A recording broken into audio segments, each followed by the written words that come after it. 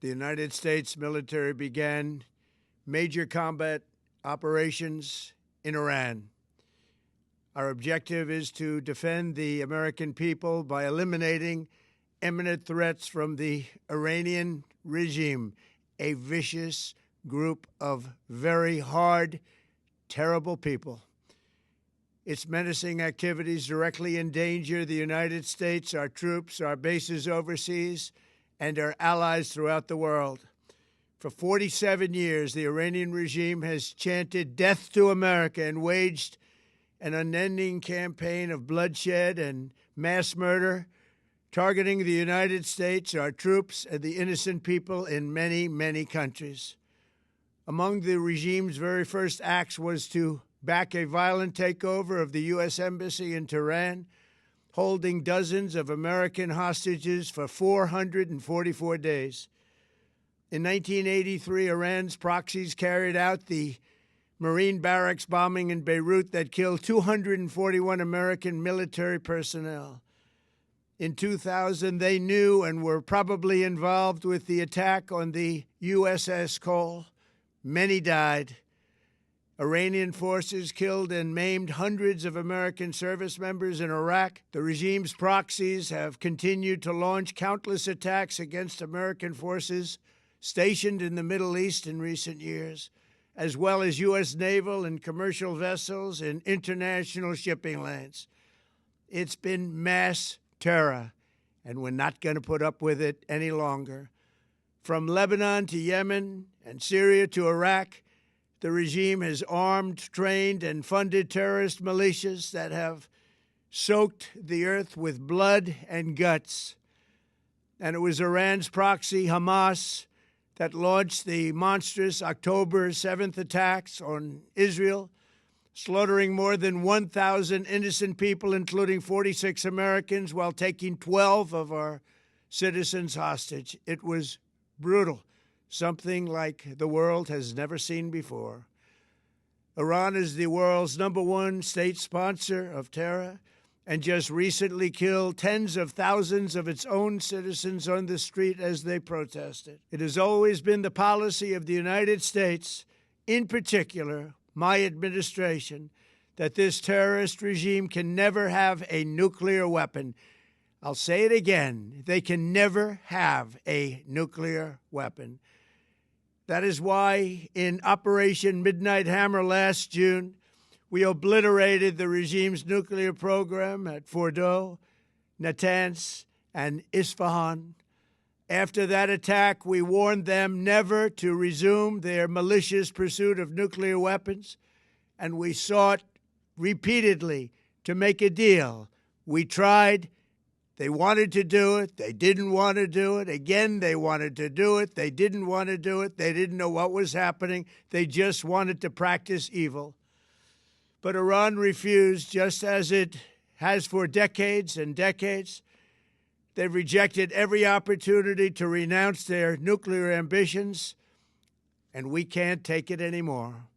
Instead, they attempted to rebuild their nuclear program and to continue developing long-range missiles that can now threaten our very good friends and allies in Europe, our troops stationed overseas, and could soon reach the American homeland.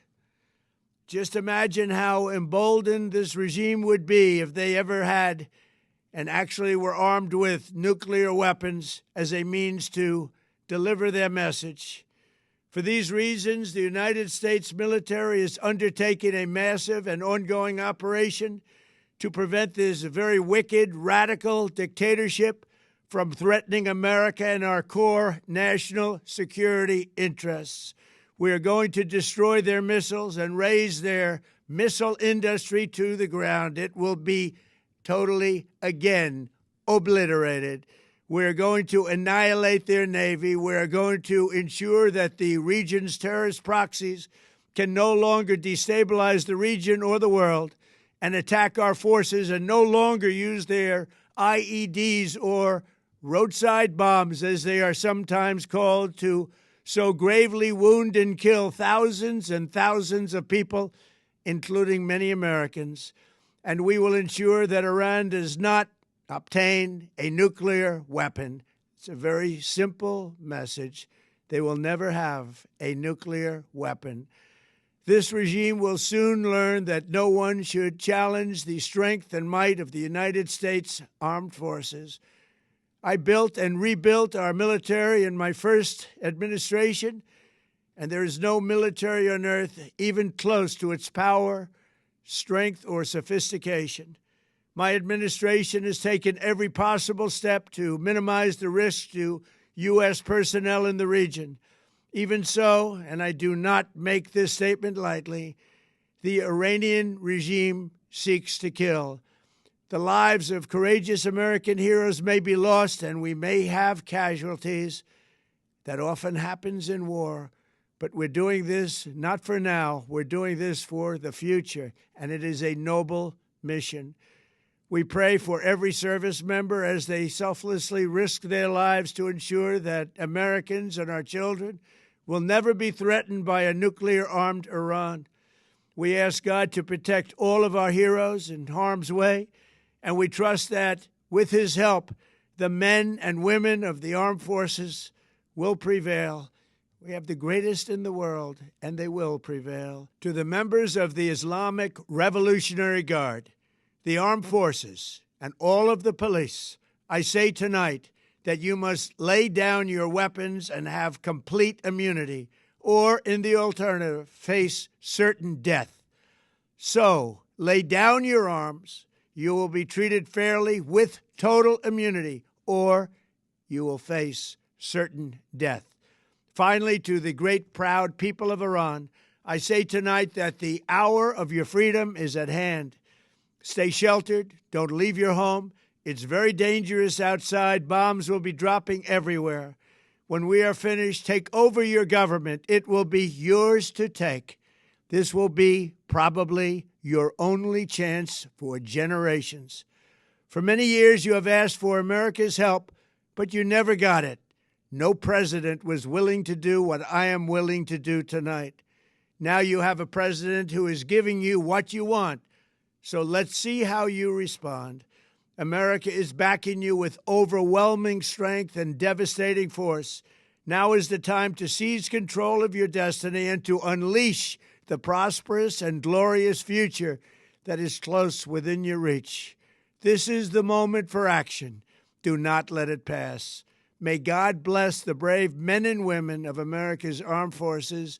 May God bless the United States of America. May God bless you all. Thank you.